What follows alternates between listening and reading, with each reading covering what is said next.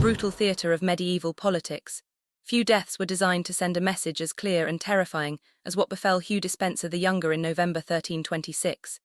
His screams echoing through Hereford as executioners methodically dismantled not just his body but his very identity as a man. This wasn't merely an execution, but a calculated performance of revenge, humiliation, and political theatre that shocked even a society accustomed to public brutality. Hugh Despenser had risen from minor nobility to become the most powerful man in England, second only to King Edward II himself. For over a decade he wielded influence that made earls tremble and queens plot in shadows. But when Queen Isabella finally struck back, she ensured that Despenser's end would match the cruelty he had inflicted upon others. The method of his death was chosen not for efficiency, but for maximum suffering and symbolic destruction. Medieval chroniclers typically reserved in their descriptions of violence wrote of Despenser's execution with unusual detail and barely concealed satisfaction. They understood they were witnessing not just the end of a man, but the violent conclusion of one of England's most turbulent political chapters. The very brutality of his death tells us everything we need to know about the fear and hatred he inspired during his lifetime.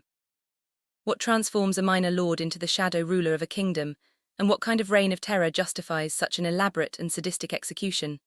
The story of Hugh Despenser is one of unchecked ambition, royal favoritism, and the inevitable price of absolute power. His rise was meteoric, his influence absolute, and his fall catastrophic.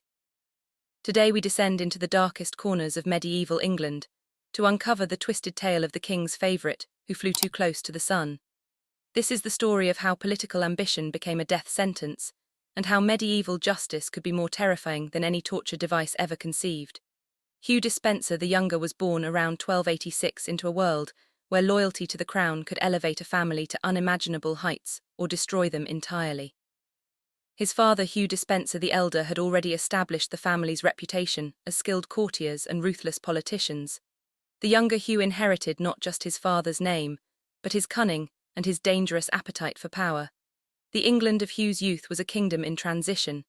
Edward I, the formidable Hammer of the Scots, had died in 1307, leaving the throne to his son Edward II. The new king was a stark contrast to his warrior father, more interested in rustic pursuits and the company of male favourites than in the business of ruling an empire. This weakness at the centre of power created opportunities for ambitious men like Hugh Despenser. Edward II's reign began under a cloud of scandal with his relationship with Piers Gaveston, a Gascon knight, who became the king's closest companion and rumoured lover.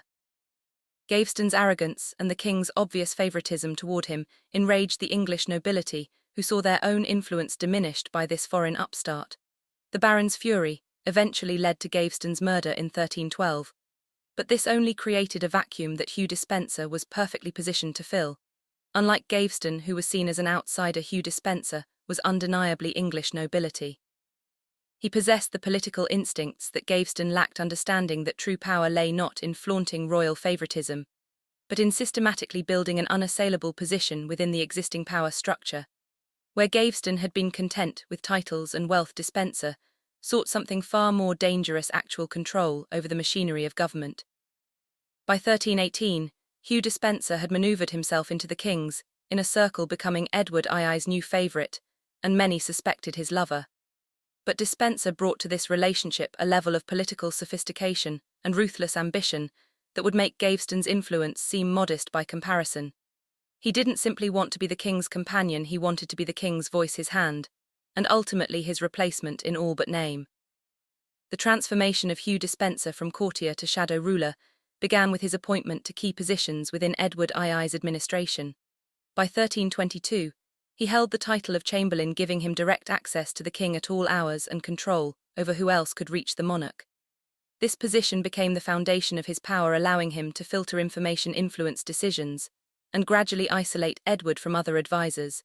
Despenser's methods were methodical and ruthless. He began by identifying potential threats among the nobility and systematically neutralizing them through a combination of legal manipulation, economic pressure, and when necessary, outright violence. Lords who opposed him found their lands confiscated on trumped-up charges, their family members imprisoned, and their traditional rights stripped away through creative interpretations of feudal law. The Welsh marches became Despenser's particular obsession and the primary source of his growing wealth. These border regions, traditionally governed by semi-autonomous lords, were rich in land and resources. Despenser used his influence with the king to engineer conflicts with the Marcher lords, then swooped in to claim their territories when they were defeated or forced into exile. Within a few years, he had assembled a personal domain that rivaled royal holdings. What made Despenser particularly dangerous was his understanding of bureaucracy and law. Unlike previous royal favourites who relied solely on the king's protection, Despenser built a network of legal justifications for his actions. He packed courts with his supporters, manipulated parliamentary proceedings, and created a paper trail that gave his land grabs and political persecutions the veneer of legitimacy. This systematic approach meant that his victims often found themselves legally powerless to resist. By 1324, Hugh Despenser had effectively become the ruler of England in all but name. Edward II, increasingly dependent on his favourite's counsel and affection, rarely made important decisions without consulting him. Foreign ambassadors reported that audiences with the king were meaningless unless Despenser was present, and that the real negotiations happened in private meetings with the favourite. The traditional nobility found themselves cut out of government, entirely reduced to spectators in their own kingdom. The reign of Hugh Despenser was marked by a systematic campaign of terror against anyone who dared oppose him. His enemies didn't simply face political marginalization, they faced complete destruction. The Earl of Lancaster, one of the most powerful nobles in England, and a cousin to the king, was executed in 1322 after daring to rebel against Despenser's influence. This execution sent a clear message: not even royal blood would protect those who stood against the favourite. Despenser's persecution of his enemies extended beyond simple elimination to deliberate humiliation and suffering. Lords who opposed him were not simply killed or exiled, they were first stripped of their dignity through public trials, filled with fabricated charges, forced to watch as their families were imprisoned or impoverished, and subjected to punishments designed to break their spirits before breaking their bodies. The psychological torture often proved more effective than physical violence. The favourite's network of informants and supporters penetrated every level of English society. Servants in noble households, clerks in government offices, and even members of the clergy found themselves either recruited or coerced into serving Despenser's intelligence network. This created an atmosphere of paranoia, where no conversation was safe and no alliance was secure. The traditional bonds of feudal loyalty began to dissolve under the pressure of Despenser's surveillance state. Women were not exempt from Despenser's cruelty, and in many cases they suffered disproportionately. The wives and daughters of his enemies were used as leverage, imprisoned in harsh conditions, or forced into marriages that served his political purposes. Lady Alice de Lacy, one of the wealthiest heiresses in England, was essentially kidnapped and forced to live under Despenser's control, so he could manage her vast estates. These attacks on women violated the chivalric codes that supposedly governed noble behaviour and added to the growing outrage against his rule. Perhaps most disturbing was Despenser's treatment of the church and its officials. Despite the medieval reverence for religious authority, he showed no hesitation in imprisoning bishops, confiscating church lands, and manipulating religious law to serve his purposes. When Bishop Adam Oralton of Hereford dared to criticize royal policy, Despenser had him arrested and tortured. This sacrilegious behavior shocked contemporary observers and added accusations of impiety to the growing list of charges against him. The breaking point came with Queen Isabella herself, Edward II's queen, daughter of the King of France, and one of the most powerful women in Europe, found herself increasingly marginalized and humiliated by Despenser's dominance over her husband. The favourite made no secret of his contempt for the Queen, blocking her access to Edward and systematically reducing her household and income. But Isabella was not a woman to be dismissed quietly. In 1325, Isabella was sent to France to negotiate with her brother King Charles IV over disputed territories in Gascony. This diplomatic mission gave her the opportunity she needed to escape Despenser's control and begin organizing resistance to his regime. Once in France, she began gathering support from English exiles and disaffected nobles who had fled Despenser's persecution. Her cause gained powerful support when she formed an alliance with Roger Mortimer, one of the Marcher lords who had escaped Despenser's earlier purges. Isabella's propaganda campaign against Despenser was masterful in its simplicity and effectiveness. She portrayed herself as the wronged queen, driven from her own kingdom by the unnatural influence of her husband's favourite. She emphasized Despenser's violations of traditional law and custom, his attacks on the church, and his destruction of noble families. Most effectively, she painted him as a foreign corruption of English values, despite his English birth. The Queen's message resonated powerfully with audiences across Europe who were familiar with the dangers of royal favorites and the chaos they could create. Isabella presented herself as the defender of legitimate government against tyranny, and her cause attracted support from nobles, merchants, and common people who had suffered under Despenser's rule. By 1326, she had assembled an invasion force and was ready to return to England. The invasion itself was almost anticlimactic. When Isabella landed in Essex in September 1326, she was welcomed as a liberator rather than resisted as an invader. The common people, exhausted by years of Despenser's oppression, flocked to her banner. More importantly, the nobles who had been cowed into submission by fear of the favourite saw their opportunity for revenge and abandoned Edward II en masse. Edward II and the Despensers fled westward toward Wales, hoping to find sanctuary in regions where Hugh's power had been strongest. But even their support melted away as local leaders calculated that their future lay with the Queen rather than the discredited king and his favourite. The network of fear and patronage that had sustained Despenser's power proved to be built on quicksand when tested by real opposition. Hugh Despenser the Elder was captured, first seized by Isabella's forces, as he attempted to defend Bristol Castle.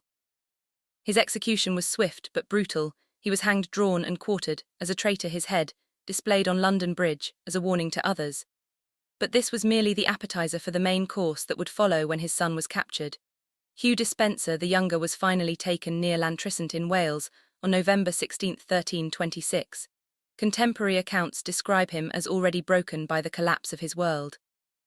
The man who had terrorized England for over a decade was reduced to a trembling figure, having allegedly attempted suicide rather than face capture.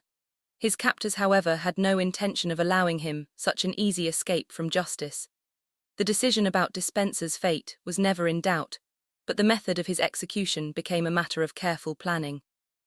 Queen Isabella and her supporters understood that this death needed to serve multiple purposes. It must satisfy the desire for revenge among Despensers. Many victims serve as a deterrent to future royal favourites and symbolically cleanse the kingdom of his corruption.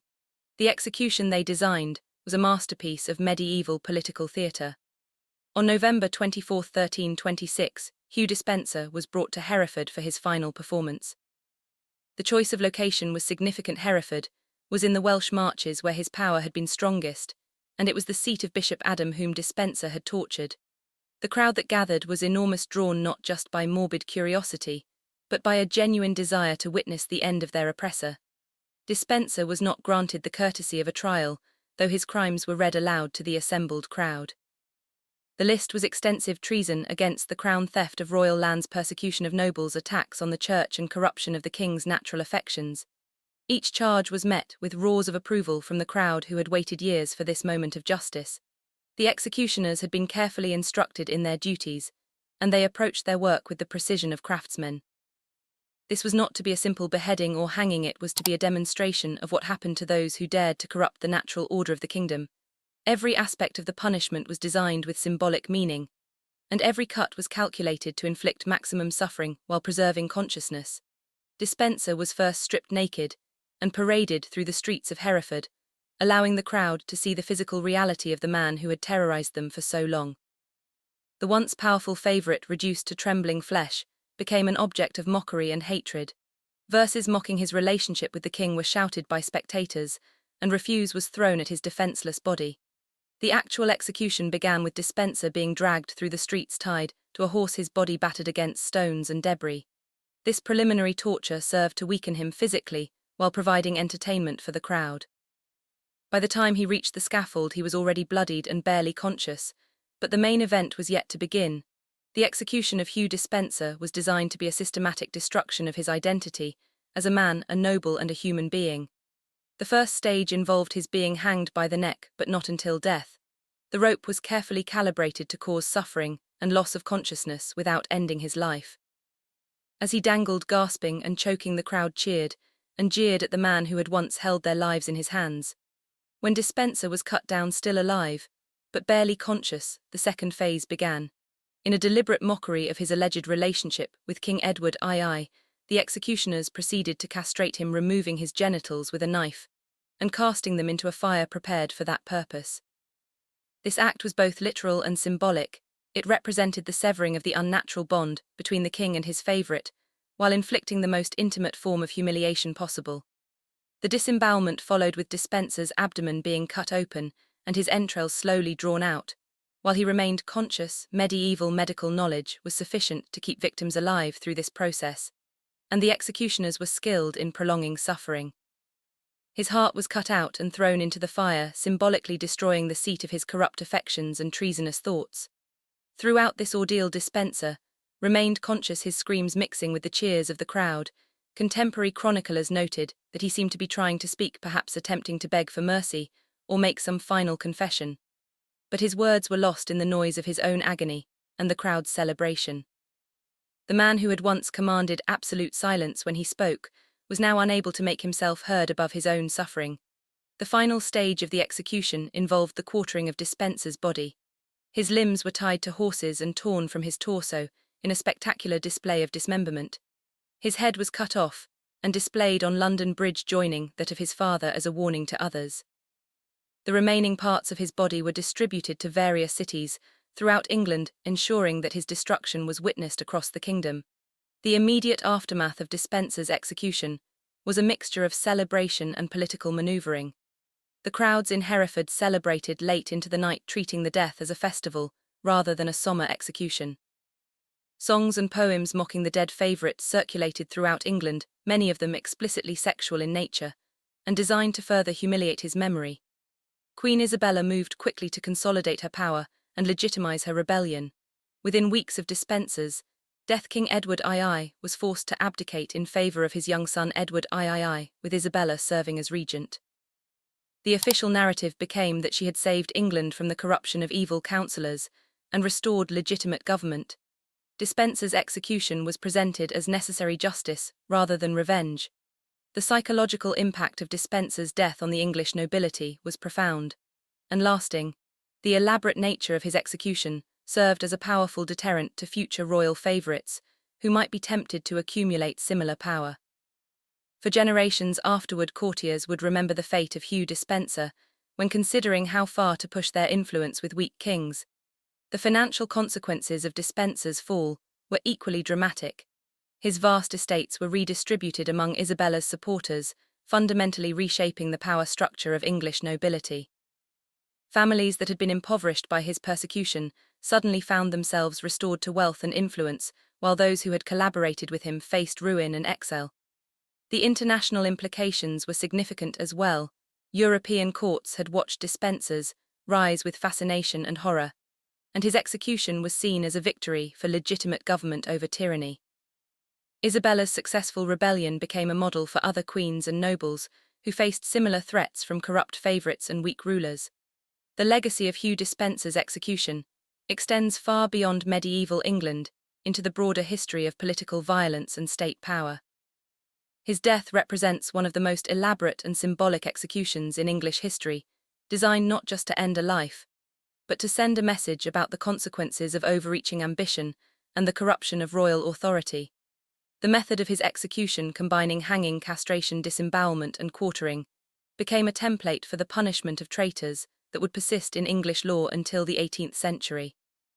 The legal precedent established by his case influenced how future cases of high treason were prosecuted and punished, embedding his suffering into the very structure of English jurisprudence. Modern historians continue to debate the extent of Despenser's crimes and whether his punishment was proportionate to his offences. While few defend his actions during his years of power, many argue that the elaborate cruelty of his execution reveals as much about his enemy's capacity for vengeance as it does about his own evil. The spectacle of his death arguably brutalized English political culture and normalized extreme violence as a tool of governance. The sexual aspects of Despenser's punishment, particularly his castration, reflect medieval attitudes toward homosexuality and the perceived threat posed by unnatural relationships between men. His death became a cautionary tale about the dangers of sexual deviance corrupting political power, a theme that would recur throughout English history, whenever royal favourites were suspected of intimate relationships with their monarchs. The psychological dimensions of Dispenser's execution also deserve consideration. The elaborate nature of his punishment suggests that his enemies needed not just his death but his complete destruction and humiliation. This points to the profound trauma and rage that his years of oppression had created among the English nobility and common people. As we reflect on the horrific death of Hugh Despenser, the Younger, we confront uncomfortable truths about power, justice, and human nature that transcend the medieval period. His story reveals how quickly unchecked authority can corrupt even those born to privilege and education, transforming them into monsters who view other human beings as obstacles to be eliminated or tools to be used. The elaborate cruelty of his execution forces us to examine our own assumptions about justice and proportionality. While Despenser undoubtedly committed serious crimes against many innocent people, the spectacle of his death raises questions about whether any human being deserves such systematic torture and humiliation regardless of their offenses. The crowd's enthusiastic participation in his suffering reveals the dangerous pleasure that humans can take in witnessing the destruction of those they hate. The political lessons of Despenser's rise and fall remain relevant in our own time. His story demonstrates how institutional weakness at the center of power creates opportunities for ambitious individuals to accumulate dangerous influence through manipulation and intimidation. The gradual erosion of legal and traditional constraints that enabled his tyranny offers warnings about the fragility of democratic institutions and the rule of law. Perhaps most disturbing is how Despenser's regime normalized extreme behavior through a combination of fear, corruption, and the gradual expansion of acceptable cruelty. His victims often found themselves complicit in their own oppression, trapped by a system that punished resistance more severely than collaboration. This dynamic reveals how tyranny perpetuates itself by corrupting the moral framework of entire societies. The ultimate lesson of Hugh Despenser's horrific end may be that the line between civilization and barbarism is far thinner than we like to believe. His execution, for all its medieval trappings, was carried out by educated, supposedly Christian people who believed they were serving justice. The ease with which they embraced elaborate cruelty in the name of righteousness should serve as a permanent warning about the human capacity for evil regardless of the historical period or cultural context in which we find ourselves.